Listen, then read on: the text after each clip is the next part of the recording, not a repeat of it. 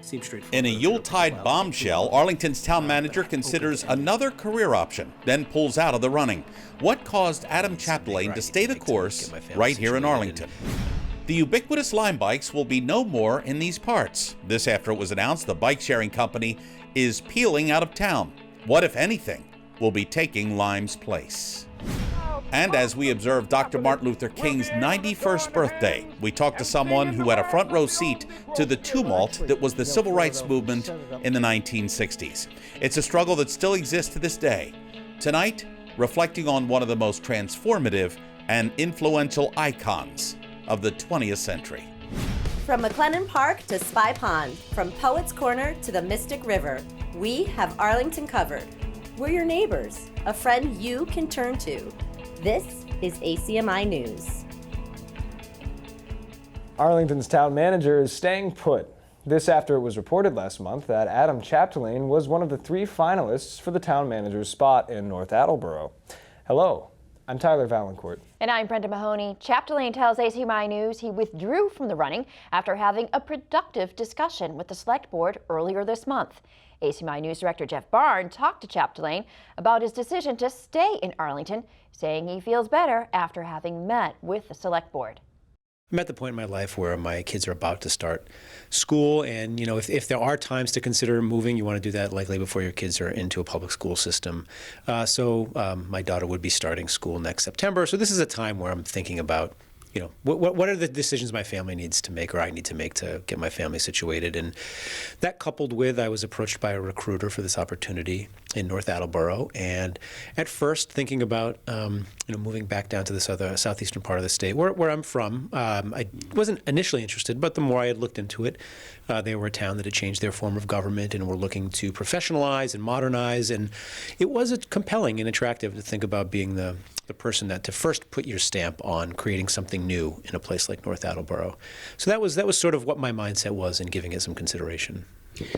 A lot of people look back on 2019 and figure, boy, there was a lot of things that occurred that some were pleasant, some were not too pleasant. Did that have any bearing whatsoever on you considering this job in Attleboro? Yeah, I mean, it weighed, it factored into it. I think I'd say this job, town management jobs in general, are tough jobs. Right, not to sound like a martyr, but they're challenging jobs, and from time to time, I think about, and I think some of my colleagues think about whether or not moving on to a new community is the right thing to do.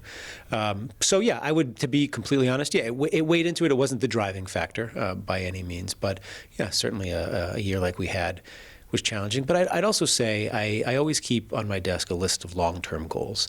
And for many years, I had a couple things on that long-term list, and that was the next override and putting together a high school financing plan. And not that I do those things alone.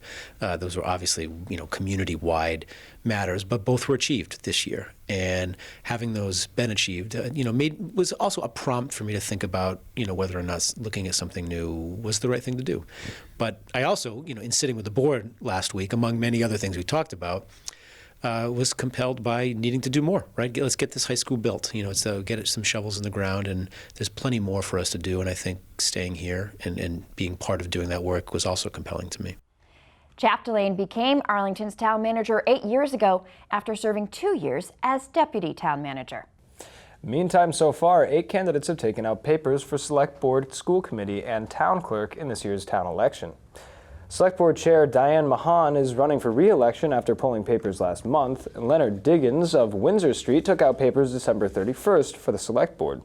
Diggins works as a production operations assistant here at ACMi, and Sean Harrington of Lafayette Street also pulled papers January 7th. For School Committee, incumbent members Bill Hayner and Paul Schlichtman are running for re-election. Finally, Janice Weber of Crescent Hill Avenue, Patty Sawtell of College Avenue, and Juliana Brazil of Coolidge Road have taken out papers for Town Clerk.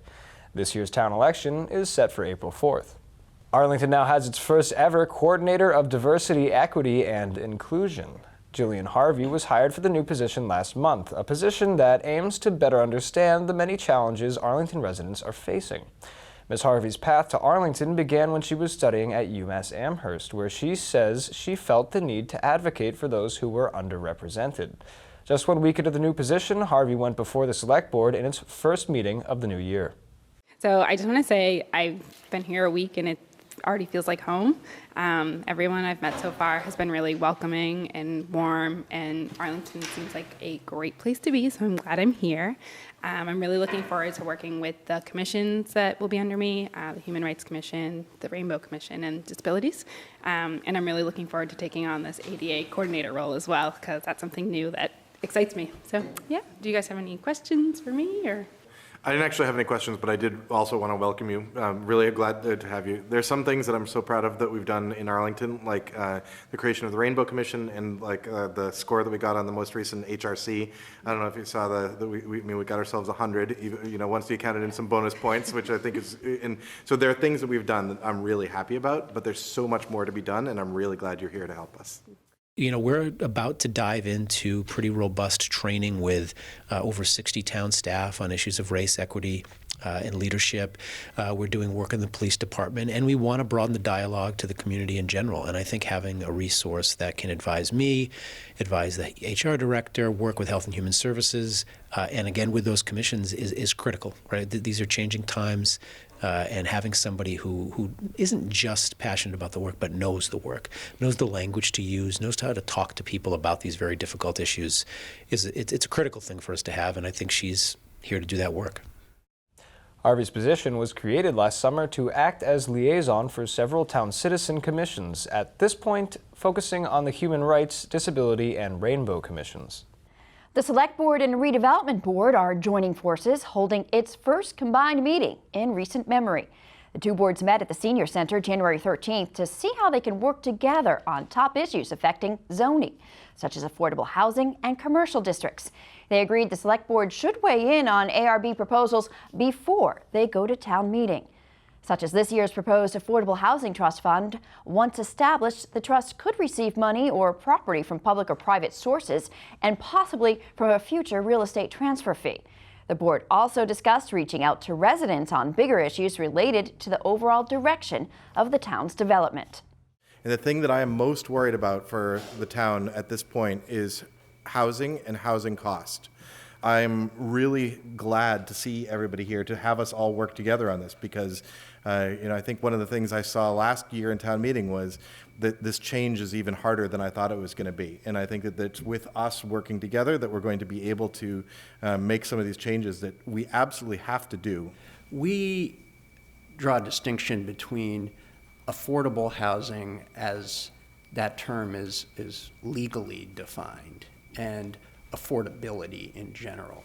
And I think when we're talking about affordability, we're really talking about both of those things, because we're sensitive to the need of the mid-market or workforce housing. The other thing to just keep in mind while we're having the discussion on housing, the need for commercial development. We want to be able to set forth a process that everybody understands, that's transparent, and that allows people to engage at different points in time during that process to provide feedback, input. There's a loop that we want to be a part of. That includes all of you at this table, but also a lot of other people who are in this room, as well as, of course, many, many people who are not in this room. Arlington's first recreational marijuana store is closer to opening. Apofka sells medical marijuana from its current location on Water Street, but is looking to move to Mass Ave in the Heights and offer recreational pot as well. Apofka is working out details with the Arlington Redevelopment Board for the Swifty Printing Building at 1836 Massachusetts Avenue. Nearly 150 more cars are expected to pass through the intersection of Mass and Park Avenues as a result. Apofka will provide a shuttle bus in the first opening month, running along Mass Ave from Arlington Center to Lexington Center. Still, ARB members are asking for contingency plans in case the number of motorists is higher, citing a busy Brookline shop as an example. It's fine if you want to use these numbers, but I think you need to run a second set of numbers, which are the Brookline numbers, so we can see if you end up at the Brookline numbers, here's what it's going to be, and here's what you're going to do, as well as what you consider the more likely possibility, so we can compare the two. I'll give you the numbers and we can try to do that, but I do want everybody to understand, we are, within a year, you're going to see twice the number of dispensaries in the state than you have right now. The town is allowing up to 3 licenses for co-located medical and recreational marijuana stores. Apopka representatives say they are aiming for a summer opening. Town officials say no other shops have submitted paperwork as of yet.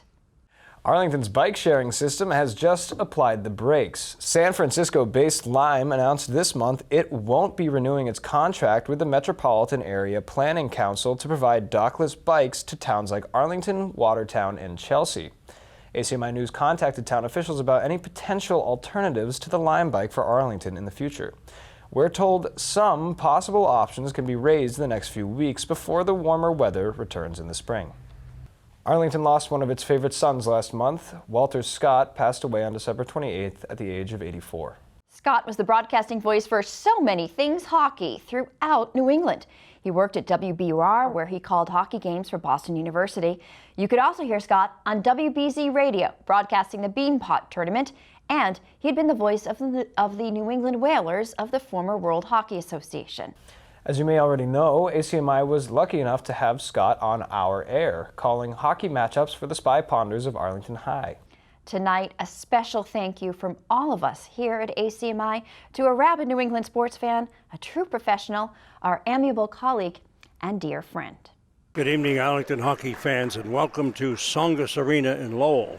Tonight's contest for the semifinal game for the state championship of Massachusetts. And the Arlington High Spy Ponders will go against Malden Catholic, the defending state champions. So this should be a barn burner from the word go.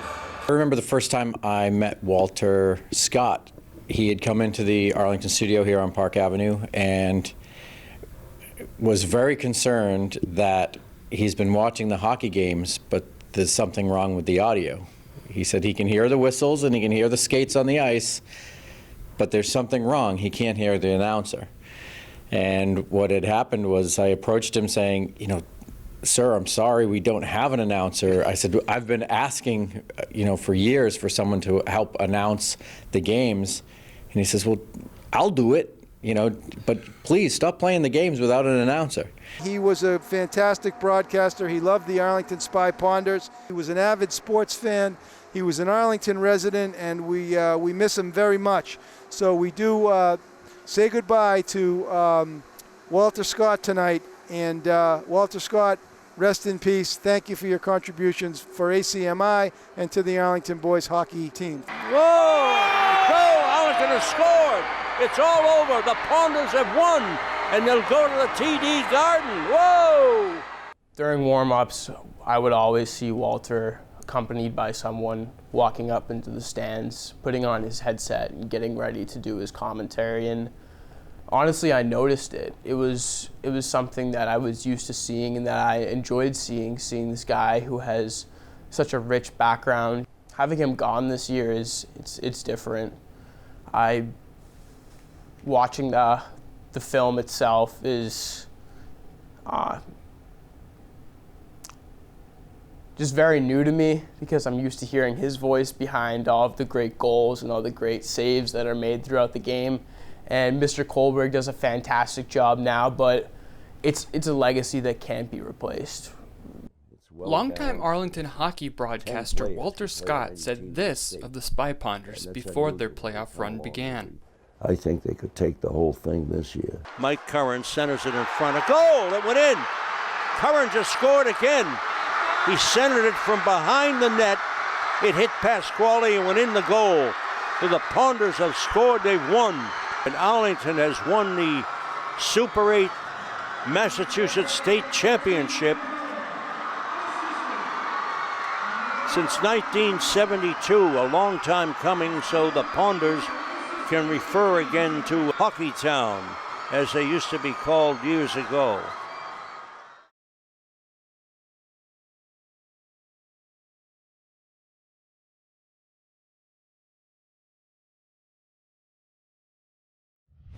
Well, there's little debate over the fact that sports of any kind and the culture in which sporting events are played are inexplicably intertwined. And as we observe the legacy of Dr. Martin Luther King this week, we tap into a fascinating first-hand account of someone whose work took him to the Jim Crow South during the turbulent 1960s. Last fall, we introduced you to a New England legend in the arena of sports, the former general manager of the New England Patriots, Upton Bell. Before Bell joined the Patriots, he was the personnel director for the Baltimore Colts and often acted as a scout for new players. This responsibility often took him to the Deep South in the early to mid-'60s to many African-American colleges looking for the next phenom like Jim Brown, Deacon Jones, or Gale Sayers. As a scout hopscotching through the Bible Belt, Bell says his eyes were opened and he learned a lot about prejudice and the fight for equality during this tumultuous period. ACMi News Director Jeff Barnes sat down with Bell for an in-depth interview about the fight for civil rights in America. It's a battle for which Dr. Martin Luther King lived and ultimately died for when he was assassinated 52 years ago. As we observe Dr. Martin Luther King, sadly, Bell says it's a battle still being waged all across this country. Well, actually, Philadelphia set it up for me for what would later happen in my life. I played on the playgrounds of Philadelphia, most of it white at one time, but then it began to change with the coming of Wilt Chamberlain, Guy Rogers, Hal Lear, a friend that I became a lifelong friend with, George Raveling, and it began to change. And I remember going from playground to playground. Those days, you were a kid, you wanted to play with the best. These players knew the Philly game, pass and go, dribble, or the way they could shoot. They could dunk the basketball. None of we white guys could do that. But when the game was over, and I kind of felt sad about it at the time, even as a teenager, the African-American players would go their way and we'd go our way. The only meeting grounds of people that really got along was the basketball court. Early 60s, met a guy by the name of George Raveling, who ended up being one of the great rebounders in Villanova history, and also became their captain later on. I ended up going in 1960 to the Baltimore Colts. He ended up one more year, I think, of college, and then went and was the chief recruiter for Lefty Driesell, if you remember, the great coach at Maryland. And I started scouting, and he was scouting and trying to recruit for Maryland. And I'd see him all over the country at airports. I'd say, George, where the hell are you going today? He said, I got to go to this high school and recruit this guy. I said, well, I'm heading over to Mississippi. And we used to, have these wonderful conversations.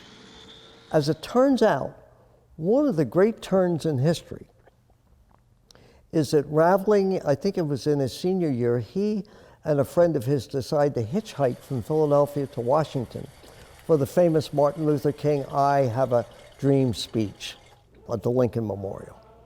And there weren't, in those days, a lot of cops that were going to protect Martin Luther King. So they volunteered to stand behind Reverend Martin Luther King during his speech.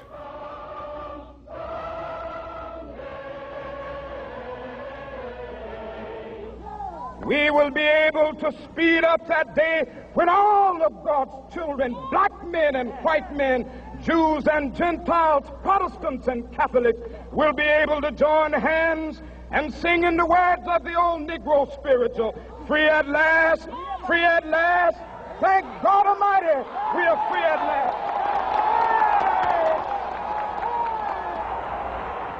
At the end of the speech, Raveling, who was standing, and you can see pictures of it today if we can find them, standing directly behind Martin Luther King as kind of guarding him, looking around in case there were assassins. And he said to King, Dr. King, can I have that? It was King's famous speech. He said, yes. Raveling took it off the lectern. He has it today. It's worth millions. Nobody knows where he's going to put it, where he's leaving. George is my age now. And he's got it in the bank somewhere. Nobody knows. He's been offered millions for it. We shall overcome someday. When I started out the first time to scout, I started in '63, but '64 was my first experience into the cauldron that would be the next 8 or 9 years of America, which, by the way, we will never see again.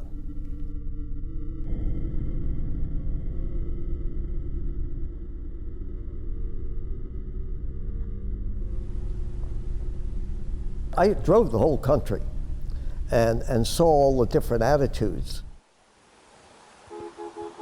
I like the feeling of being with these great players. And again, they're mostly African American. I absolutely love that world. Grambling, Tennessee A&I, Alcorn A&M, Jackson State, Southern University, Fisk, Prairie View over in Texas. So I had planned to go to Memphis State. They had 4 or 5 different prospects, and I wanted to take 2 or 3 days there. And you know, the assistant coaches, after my first day, I came back and I said to the coach, you know, I want to stay another couple of days. There are 2 or 3 other players I want to see. And he said, it's never happened before in my life. And the coach said, I think you ought to go home. And I'm saying to myself, I must have done something wrong. You know, I either took too much time in the film room, or I was a pain in the neck, and I said, well, Coach, you know, I really want to stay for another day. He said, I think you ought to go home. He was very definitive. And I said, any reason why? And he said, well, Martin Luther King is coming in today, and he's going to lead a strike of the garbage workers on Friday. And he said, might not be safe around here. I never had anybody said that to me. So I went back to my room at the Holiday Inn, checked out, got a different flight, got on the plane, flew back to Baltimore, got off the plane. I got off the plane, looked up at the set. This is a CBS News special report. Good evening. Dr. Martin Luther King, the apostle of nonviolence in the civil rights movement, has been shot to death in Memphis, Tennessee. Martin Luther King had been assassinated. I couldn't believe it. The whole world was on fire. Baltimore was on fire. Detroit, LA, I mean, it was surrealistic. Anybody today who thinks we're really in a tough time, everybody hates each other, the politics of America, they ain't seen nothing yet, as they say. This was America under siege.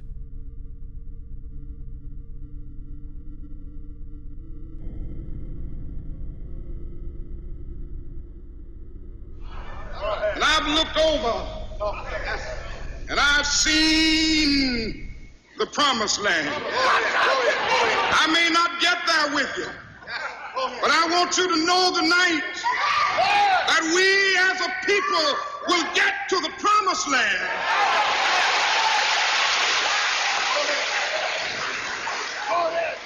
So I'm happy tonight. I'm not worried about anything. I'm not fearing any man. Mine eyes have seen the glory of the coming of the Lord. One of the things that struck me, that still strikes me today, is the juxtaposition of all of the things that we see today and all of the things we've seen leading up to where we are in America. Is I juxtapose in my mind, what if I were African American and I was surrounded by an all-white world? How would I feel? That gave me the feeling as a white man that that's the way it must be for African Americans. And that's never left me. It's only reinforced me. We've got some difficult days ahead, but it really doesn't matter with me now because I've been to the mountaintop. I don't mind.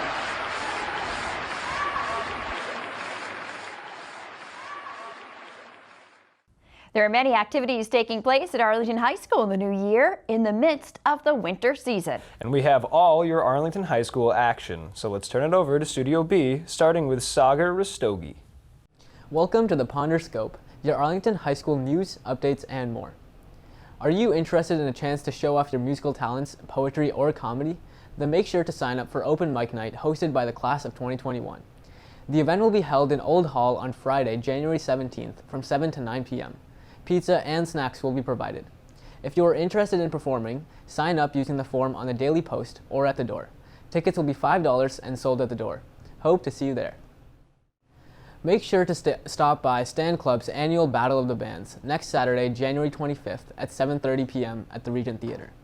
The performances will feature 6 student bands and even AHS's own teacher band, the Educated Guests. Tickets will be on sale at all 3 lunches until the 24th for $15. They will also be available at the door for $18. HS Track has teamed up with Not Your Average Joe's for a fundraiser. Every Monday in January, anybody who eats at Not Your Average Joe's and says that they are there to support HS Track will result in a 15% donation of the bill to the track team. And those who fill out the certificate posted on the Daily Post will also have the chance to be entered into a drawing for a Not Your Average Joe's gift card. So make sure to spread the word. I'm Sagar Rastogi, and this has been the Ponder Scope. Now I'll throw it over to Nick for this week's sports update. Welcome back, Arlington sports lovers.